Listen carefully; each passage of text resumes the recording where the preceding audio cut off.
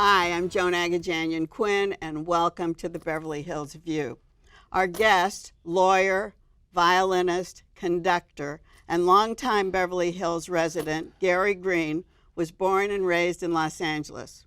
He graduated from Fairfax High School, was awarded Phi Beta Kappa membership upon graduation from UCLA, and went on to be honored at UCLA, but also at Loyola Law School. Correct. Loyola University Law School. His family moved to Beverly Hills in the late 60s, and Gary's been an asset to our city ever since. He's the founder, conductor of the Los Angeles Lawyers Philharmonic, its chorus, Legal Voices, and the award-winning band, Gary Greene, Esquire, and his big band of barristers.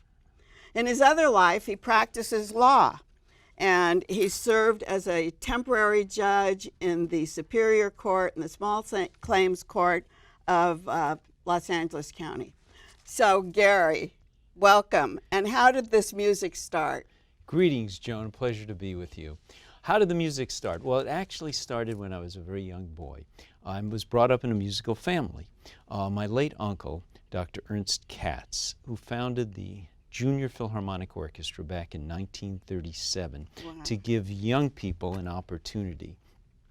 He carried on a philosophy that he had, was give youth a chance to be heard. It was the first of the young people's symphonies here in Southern California and one of the oldest in the nation. And I was brought up in that musical family, so as a young boy I learned music. Some people, you follow what your family does. Well, at a young age I took piano lessons, and then a few years later I took violin lessons, and I became a member of the Junior Philharmonic and participated as concertmaster. Well, I stayed on for many years, maybe 40 years or so. I can't believe it, because you said it was the Junior Philharmonic. Isn't that for young people? Right. We started out, it was originally, way back when, it was 12 through 19, then 12 through 25. And then we decided that so many people really enjoyed it, and that's the segue into what I did next. So many enjoyed participating that we left our alumni, and sometimes we had a separate alumni concert, and sometimes we had a combined concert with alumni and Junior Phil members. Yeah. And the years that I participated go back to the early 60s. Did you play the violin at Junior Philharmonic? Yes. So were you also the concertmaster? Yes. Of course. First violinist. Not originally. I worked my way up from the last chair of the second violin section all the way up to concertmaster over years. Tell us how that works, because I don't ever understand. How does the concertmaster get there, and what does he do? Well, there are various ways the concertmaster reaches that stage in an orchestra. But in a young people's symphony, many times you work your way up by your performance abilities and your perseverance with it too. So the combination and having the ability to play. Does that mean that every musician can read the score, every score for every instrument in the orchestra? Not every musician, but the conductor does. The conductor does, but does the concertmaster as well? Well, I can as concertmaster. Yes. I did, because, see, when I was brought up with my uncle in the Junior Philharmonic, when I was quite young, he handed me a baton. And I had the opportunity to conduct the orchestra as a teenager. And that's where I learned so much more. And this apprenticeship of being on a podium with an orchestra in front of you is something I've done since I was a teenager. So you read a score, and everyone in the orchestra doesn't have to really do that, right? Correct. Well, so when you were at Fairfax, were you involved in law or music? Well, actually, when I was in Fairfax, the high school, I was getting as broad a general education as I could, with emphasis on music and art, because I felt that this is the essence, the culture of our society. That's where I was going at that particular point. But so how did law come into this? Well, you raised the question, how much time do you have for this program? But the thing is, you're a violinist, and you're in the Junior Philharmonic, and you can lead a career as a violinist, most likely. That's true. I probably pursued more than one career. My goal when I was maybe 12 years old or a little younger was to go into politics. My goal was to become president of the United States at one point. I see. I was quite young. I studied everything I could on politics.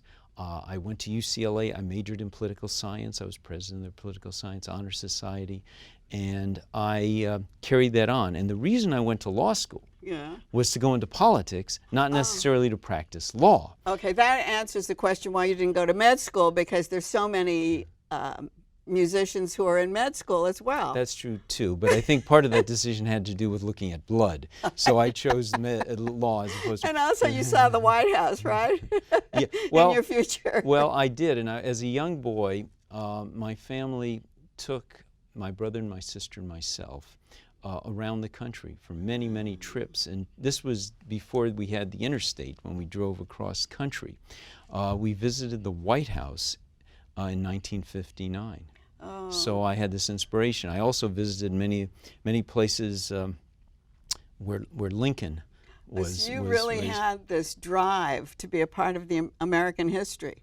Probably when I was in elementary school, right. So it goes way back. So that's where that came up, and then I was interested in politics, and that's what brought me. But the music side, I always carried on. It was just something that we just did. As most people get up in the morning, they have breakfast. Well, we just played instruments. Did your uncle live with you? Yes. Oh, we were a close family. Oh, so that was very good. That was very inspiring. And he taught me piano at a very young age. What did he play? He was a concert pianist. He also was a composer, and he was a conductor. And he founded what at that time was originally the Little Symphony and the California All Youth Symphony. Oh, California Youth Symphony, I remember. Right. California All Youth Symphony, with same orchestra, but it had different names until it became the Junior Philharmonic. But he brought his orchestra with his young people to Beverly Hills in the 1940s. He was a good friend with Mary Pickford, and Mary Pickford invited him with his orchestra to perform at Pickfair. And they had many concerts. Way up on the hill, right? Well, yeah, it's gone today, but it's the original. It was up on top of the hill. Yeah, it's on the way up there, yeah. So did your mother play an instrument? My mother was an accordionist, and a professional accordionist. How great. She played on stage with many famous people, including the Gum Sisters way back when, which was Judy Garland, of course. Right. Yeah. Oh, that's fantastic. And your father? Well, my father really wasn't a musician. He was a doctor. No, he was not a doctor either. So what led to founding the Philharmonic? You were playing in the Junior Philharmonic. You went to law school. You were having music in your family all this time. And why did you decide to found a lawyers group? Okay. You obviously had passed the bar by that time, right? Oh, yes. I first thought of it right when I was out of school, when I was actually getting involved in political things. But to make this story a little shorter and a little more interesting, about maybe 9 or 10 years ago, I had the opportunity to meet a judge who played the trumpet. And we sat down and we started discussing music. Oh, that's all? Just 10 years? Well, that's with the Lawyers Philharmonic. My first thoughts, as I say, went back to probably 1970s. But that's another story, and that's when you have a longer program, I can tell you that one. But meanwhile, we sat down, and this judge told me, well, he plays trumpet. As a matter of fact, he brought his trumpet to chambers in the court. And he was telling me that this other judge plays the violin, this other one plays the viola. Right. So I said, interesting, and I have friends who are lawyers who play instruments too. So putting those two things together, I had the idea. I said, I can't be the only lawyer out there who plays an instrument, and maybe there would be others who'd be interested in playing in an orchestra. So from that moment on, I put out a notice in the legal papers through a couple of the bar associations, and within a week, this is what's interesting, within a week I had more than 100 responses from lawyers and judges. We included law students and some legal staff. I wondered if it went to legal staff. It has to be legally connected, so it's those 4 areas, and anyone that was fit into that category, we put out the notice. And we also put out the notice because we were already engaged to play our first concert within 3 weeks. So I knew that I had to have people that could play, not just somebody that held an instrument when they were young. Well, I was going to say, here's the judge tells you that he knows how to play, but you're stuck. What could he really play? Well, here's the thing. We put it out. We put out the first notice that said we want advanced musicians. Oh, I was going to say, was he an advanced musician? Well, he was an advanced musician, but so were the others. Yeah, that's kind of interesting. The first time around, being an attorney and doing trial work for all my legal career, it was a little imposing to have to tell a judge they may be out of tune or something like that. Right, So or I was a you little can't join concerned. my orchestra. That's true too. So when we put out the word that way, we really got advanced musicians. And this is also I interesting. see. The first group, and even the group we have today, very interesting, their musical background. We found out we had people who graduated Juilliard, New England Conservatory, Cleveland Institute, Really? the Thornton School of Music here, San Francisco Conservatory, and all these people really were real musicians that had the passion for music. And they went to law school, Well, or they were connected to the law in some way. Well, I think they may have found out at a certain point that they wanted to make a living. I was It's gonna so say. difficult in music. So So they you're went to put- law school, yes. So you're putting together this group. Did you audition all these people, or did you just accept them? Well, no, originally we had a brief audition and a first rehearsal. And at that very first rehearsal, I had amazingly, I had a complete balance for the orchestra. I had the woodwinds, the brass, the strings, and because I knew we had a concert coming up in a few weeks. And at that first rehearsal, I said, we have an orchestra. Wow. Because these people could really play. I put music in front of them. 3 weeks later, we performed. And somewhere on YouTube were those first performances. They can read music, so you knew sure. that. They Oh, could sure. read music, and you were auditioning.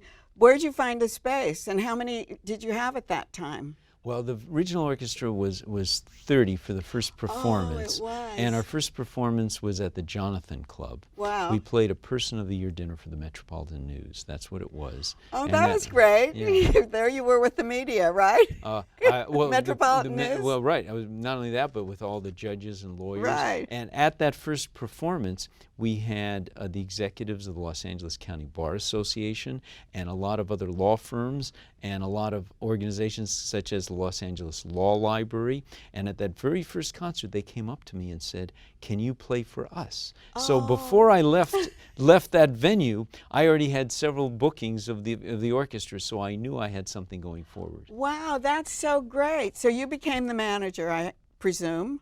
Well, okay, Because how could that be, right? You're the conductor. I'm the conductor. Are you playing with them as well? Well, I on rare occasion I've taken out the violin, but basically I conduct. That's a full-time see, position I too. see. But I have a person who is the executive director of the organization, who happens to be my daughter. Who is very helpful Yeah. in organizing things. But you had to organize this like a business then, the orchestra. In the very beginning, yes. And it's my daughter's Deborah Greene Kaiser. And she helped me with a lot of this too. And together we were able to promote it. But it wasn't, it was starting actually from scratch because we formed a nonprofit. The Los Angeles Lawyers Philharmonic is a recognized 501c3 nonprofit organization. And we had to establish everything. We had to have the rehearsal venues. We had to establish concert and venues. how did you find all those places? She went out and researched, or what? Well, fortunately, remember, we have the Junior Philharmonic, and I'm very familiar with both rehearsal venues and concert venues. I see. And over my career in the Junior Philharmonic, we've performed at just about every major concert hall, from Walt Disney Concert Hall, Dorothy Chandler Pavilion, Shrine Auditorium, and these are the same concert halls where the Lawyers Phil has played. That's where the Lawyers Phil has played, but they had rehearsal halls that they would let you use? Well, we rehearsed in a church for many years, Oh, I and then see. we rehearsed at Horseman School.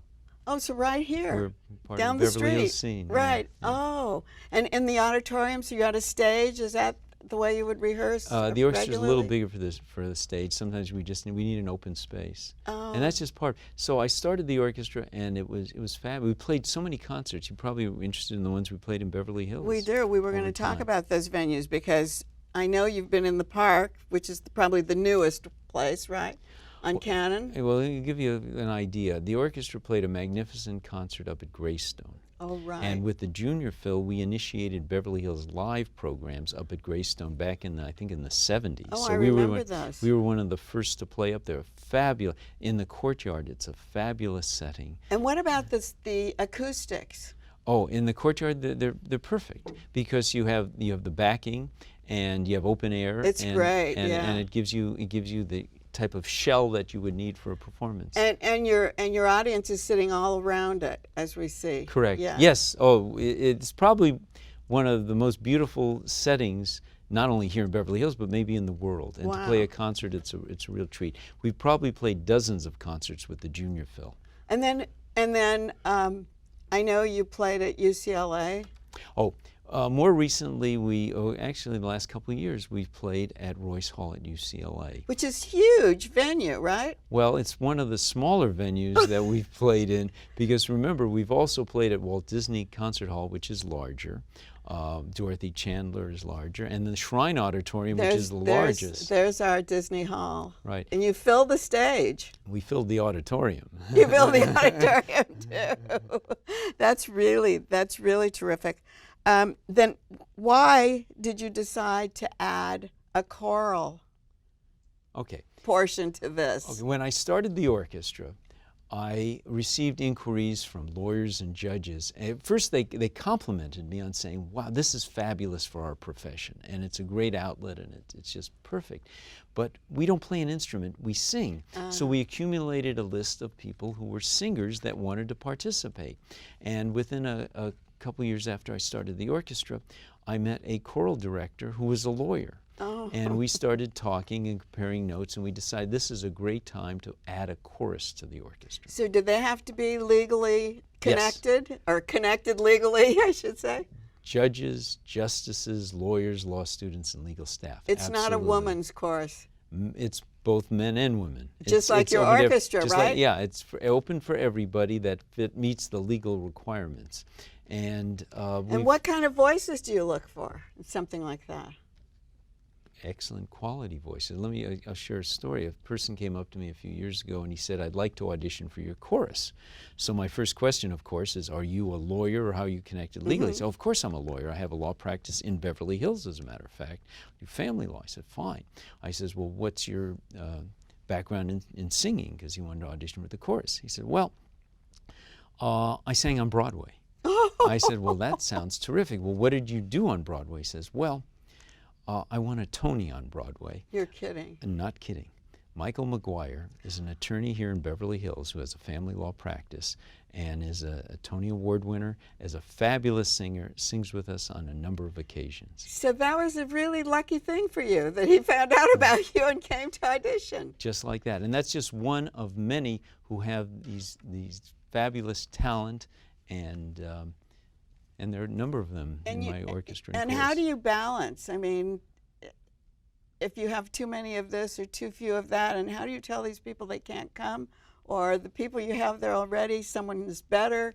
What do you do in this case? Well, we have really a waiting list on most of the instruments. We're always auditioning because this is for the Philharmonic. Both, for both. Because I'll tell you why. Being lawyers or judges or involved in legal stuff, we have real time commitments in our profession as lawyers. Because you travel as well. Well, some travel, yes. Yeah. But we have these commitments, and say a lawyer has a trial and preparation for a trial, or has depositions, or they have mediations going late into the evening. They can't make a certain rehearsal or a concert. So for that reason, we have backup musicians. And that's why we're always constantly auditioning. And if there are any lawyers or judges or legal staff or law students out there who would be interested, legal voices, jazz musicians for a band, they're always welcome to audition, and we do that throughout the year. So we've talked about composing this orchestra and looking for voices for the chorus.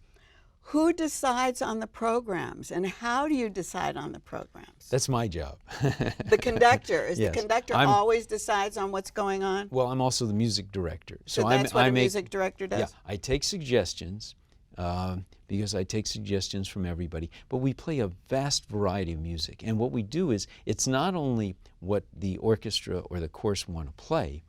I always look at what the audience would like to hear, because I think that's the most important part of performing concerts. And from that basis, our music is quite diverse. We do everything from Mozart all the way up to Duke Ellington. But does that matter about the venue? Is that what you think about, the venue you're going to be at and what the audience for that venue would be? I always consider all of it. Depends on the size. When we played the Shrine Auditorium, we could seat up to 6,500 people. So you don't know what your audience is going to be? Well, I try to play at the same concert, and this is what I learned from my uncle, we try to play something that everybody can identify with throughout the program. I usually start out with some classical music, and some of the most, generally, if it's a general audience, some of the more popular classics, whether it be Tchaikovsky's symphonies or things like that, or overtures, more popular in the classical side. And then we usually go to things such as Broadway show music. Oh, in the same concert? In the same concert. So it's a variety for everybody. I see. Give you an idea. So you, yeah. Go on, give me an idea. Well, in a recent concert, we had Dick Van Dyke sing with us. Oh, this is the, yes. And this was with the orchestra and the chorus. And he's a fabulous entertainer. And he wanted to sing several songs. We did something for Mary Poppins. And by the way, at the same concert, we had in our audience Richard Sherman, one of the composers of Mary Poppins. He and his brother, the Sherman brothers, lived here in Beverly Hills. And Richard Sherman is a resident of Beverly, a longtime resident of Beverly Hills. So you really covered it. The other day I was at lunch at the Beverly Hills Tennis Club, and Dr. Rob Ewan was there, who's a plastic surgeon. He practices in Beverly Hills. He's almost a concert violinist, and we were talking about this. Do doctors have more of an ability for music? We talked about this at the beginning of the show. Or do lawyers have more ability for music? Do you think there's a difference? Because I've always heard more so of doctors being musically inclined. Well, you ought to hear our lawyers, but I've got to tell you something I've proposed. And that is, it goes back several years, and I'm in contact with Ivan Schulman, who's the conductor of the Los Angeles Doctors Symphony. The Doctors Symphony, And what I propose that we play a joint concert. I would love that. It's in the planning stage now, and I think it'll be absolutely fabulous. So would you use two orchestras, yes. or would you combine them? I mean, or would you put the players together? Well, musicians we together. put two orchestras as one. We as combine, one. yeah. So we play, and I think that'll be fabulous. I think who's going to be the conductor? Both of us. Is that right? Well, You'll do at from different each times. Back yeah, at different... yeah, right. So you brought a score which looks like Greek to me. Will you hold that up? It's a Beethoven score. Yeah, this is a Beethoven 7th Symphony. We're going to be playing. Which is very popular, right? It's a when Beethoven conducted the premiere of this symphony, and when he did it at the time, and he played the second movement, the audience could not stop applauding. Oh, wow. He repeated the second movement before going on at that concert.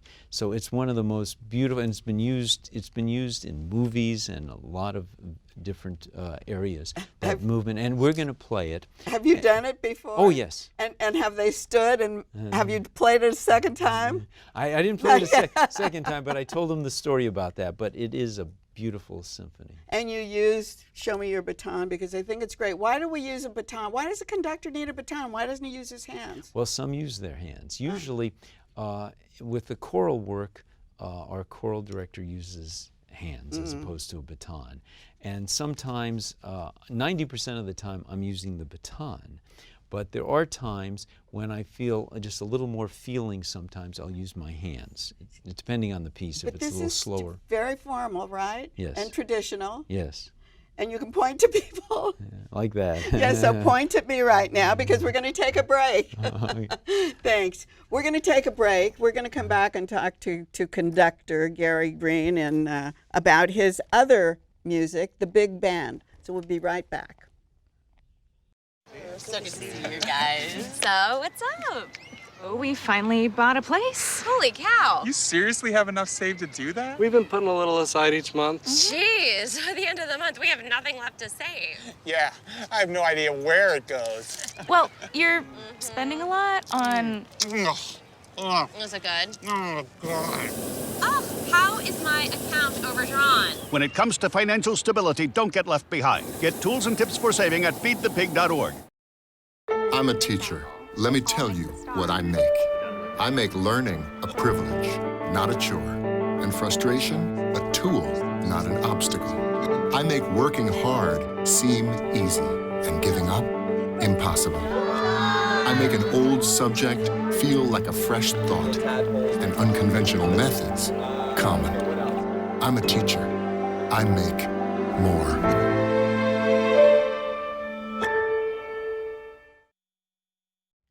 Hi, I'm Joan Quinn, and welcome back to the Beverly Hills View.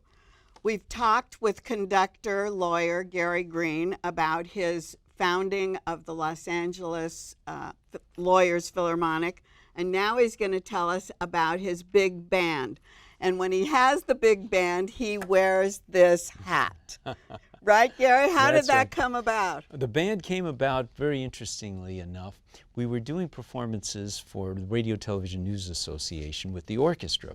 And one year they invited us back but said, we do not have enough space for the full orchestra. Can you cut the orchestra back? And I said, let me think about this. I don't really know if I could cut the orchestra back in terms of, size. There it is, right on the But screen. but what I can do is come up with another musical organization. And I did the same thing for the band that I did originally with the orchestra. I put the word out, and I said, we're forming a big band along the lines of Glenn Miller, something from the 40s and 30s and 40s. What does that encounter? What different kind of instruments? Well, it's somewhat different instruments because you have 5 saxophones, which you don't have in the orchestra. But other than that, it's not so much the instruments, it's the musicians. Those that are brought up classically is one side of the musical so they can't line. Do it? And, or they can? Well, they're not going to do it to the way you would want to hear them play. Oh, There's I a whole see. different upbringing in music, and we found jazz musicians. One of my players played with Stan Kenton. Others played in other big bands along the way, and they're lawyers. So that was a whole different shift. Exactly. And we formed that group, and we formed it with other judges and justices. The presiding justice, California Court of Appeal, the Honorable Arthur Gilbert, is our piano player. And he's a tremendous jazz player. So he wouldn't be in the Philharmonic. He wouldn't be on the classical side. Right. I see. So does he improvise and play? Absolutely. He is phenomenal. I see. And we built the band really around him and other players who have that jazz background. A few are crossovers, but for the most part, many of them are in a different style. But do you cross over? Do you cross over? I have to. I lead the band. You lead it, but can you play the same way they play? I don't bring an instrument out with the band. I'm the band leader. I start them off and I let them play. What about the score? Like you showed us this Beethoven score that's just like so complicated. What happens with the big band? Well, it's music. It's the same. We have charts. And we each of the members has a book with the charts that we're playing. But is it as complicated as what the Not music as you showed us? complicated as the symphony, and of course aren't that many instruments. That's the difference. So how big is the Barristers? It's called what? Gary Greene Esquire and his big band of barristers. That's the band's name. Big band of barristers, right? It's a right. big band, right? Right. And how many are in it? There are 18 of us. Oh, so it's like very manageable. Oh, absolutely, yeah. It's a And where do you rehearse with that? We rehearse at the Justice Arthur Gilbert's home. I was going to say you could probably be in a home with that many people, right? Yeah. Or in the backyard. Well, we're in the home, and we could be heard throughout the neighborhood. And the neighbors come by to listen to the rehearsals. It's something that they really enjoy. But what about the venues? Now, we were talking classical before. Now, this is a different type of a venue. We've played in some of the same venues with the orchestra. For example, we had the band at Disney Hall. Oh, you did? We did. We had even though 18 people? Well, we had the orchestra and the band. We had a combination. We played. The orchestra and the band performed for the 100th anniversary of the city of Beverly Hills. The Centennial Concert was at the Saban Theater. Yeah, which was great. It was like sold out, waiting room. People couldn't get in. It was terrific. So you have this crossover. You have the same crossover venues, or you play at the same time. Some of them. Now you Who find books this band? That's again what Deborah does for Oh, us too. Deborah We do does a lot it. of the booking. I see. We played many concerts here in Beverly Hills at Beverly Cannon Gardens. Oh, for right, a in number the of years, we're gardens. playing there. Sometimes a couple times a season. And it's it appeals to a different group of people. Your audiences must be totally different. Not always, but it's music, you know. Right. Music connects people. It's all kind. But this is the more popular. This is music that had its heyday back in the 30s and 40s mostly. Some we play in the 50s. And you choose the music, of course? Yes. Of course. And what kind of music? Well, who by whom? Well, some of them go back to, as I say, the Glenn Miller times. In the Mood, right. Moonlight Serenade. Swing, right? Oh, the swing music. Swing music. This is, I know you said it was a 501c3, and I know that they're made up of people that you've auditioned. Did the musicians get paid? No, that's the thing with us. We're lawyers. We were basically But that's, judges. I think, We really volunteer. important. No, it is. We are an all-volunteer organization. All the performers volunteer. It's their time. fantastic. Yeah. So it's all, so I thought that was an interesting thing to find out, because you've got so many people involved and they have to have time commitments to you. True. And yet they are totally volunteers. Because their passion is there. May I just take a moment to, if there's an audience that would like to contact us, how they can find out if they want to audition or something? I think so. I think you can just Okay. say The it. best way is to look at our website where everybody can learn more about us, and then of course has information. It's www.lawyers, Lawyers,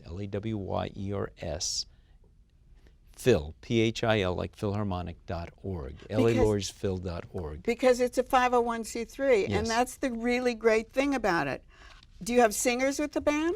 Yes. Oh, you do? We do. Like solo singers? We have solo singers. We have a group that sings with us called Singers-in-Law. That's a quartet.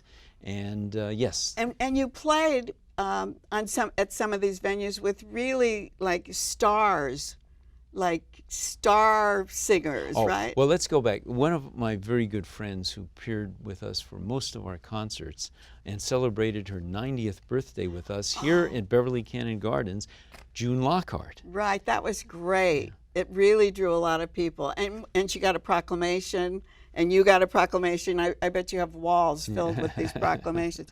But tell us a little bit more about the June Lockhart event.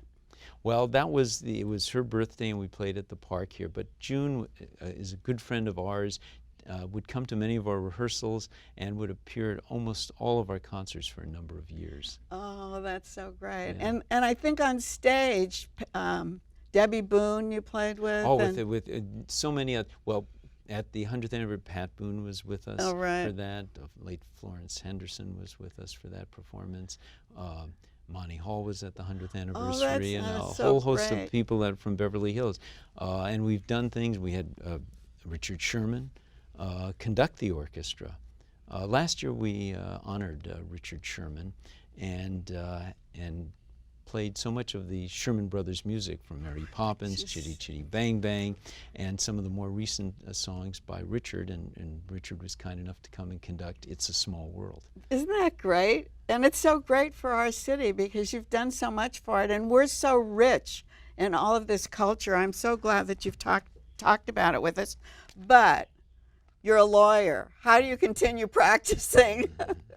Well, that's my job during the day, and I head to the music in the evening. And what kind of law do you practice? Well, that's interesting. At this point, I look for something that's really interesting, because I've had a very interesting career in law, originally family law.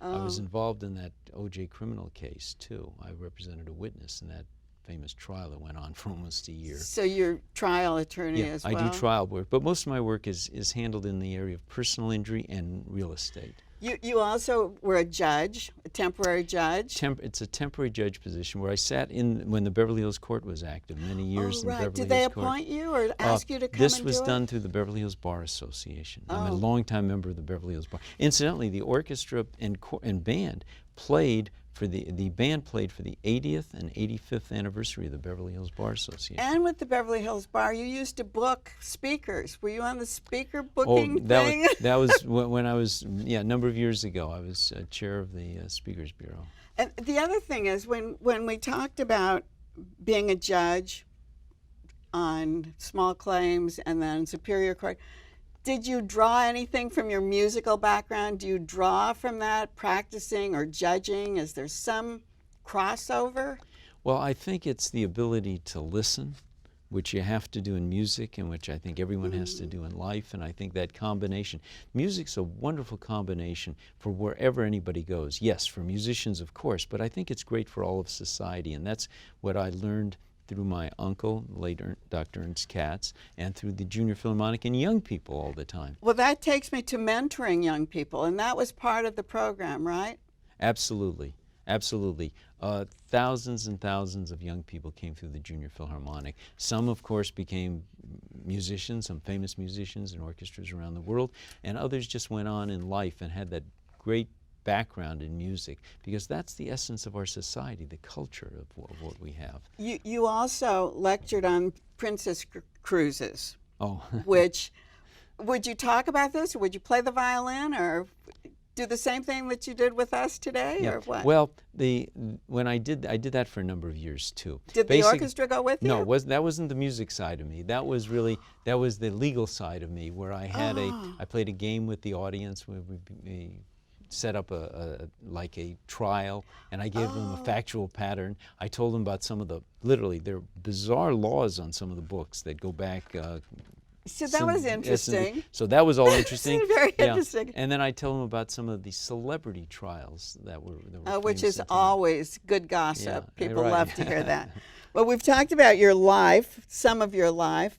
We know you travel everywhere. You took the band to Washington, D.C., and then Yes. we have a great picture of that where you are in D.C. Tell us a little bit about that before we leave. Okay, we were invited to play by attorney Thomas Girardi and Keys for a very special event, and we performed in the Great Hall of the Library of Congress. Tom Girardi was very instrumental in building the law school that you went to, Yes. Loyola Law School. He was on the committee with Judge Matt Byrne, and they chose Frank Gehry, one of our local fantastic architects, to build that school. Is that where you went at that time? Well, I went there before they built the. Oh, you before went Frank Gehry. before they I was, did. I was there before that was built. But I will say both the orchestra and the band have performed on that new campus, and we played for the 50th anniversary of that campus with the big band. That's fantastic. Okay, so you've traveled everywhere. You've been everywhere. People know you're from Beverly Hills. What do they ask you? What do they want to know about us? Oh, about Beverly Hills? Yeah. Well, it's, they want to see, do we see stars? What do we see? What is it like in the street? But many people today have traveled. Of course, with the communications, everyone knows a lot about it. But yes, we were fortunate. We had an opportunity to travel. I had a wonderful opportunity when the band was founded, and I founded it. We had an opportunity to go to Chicago. We played in the Art Institute there, and we were we were part of a competition. And when the band was new, there were bands from around the country, lawyer bands, part of American Bar Association. Oh, really? American Bar hosted this competition, and the band took first place in that competition. So right? we're known as America's #1 legal band. And right on the other side of the Art Institute is a big park, and Frank Gehry also did the bandstand for that, which is a beautiful, beautiful park. Well, you've brought so much to us today, and I love your hat, and I think you should put it on before we say goodbye. And we thank you very much, Gary Greene, and we thank you for watching the Beverly Hills View today, and we'll see you next time.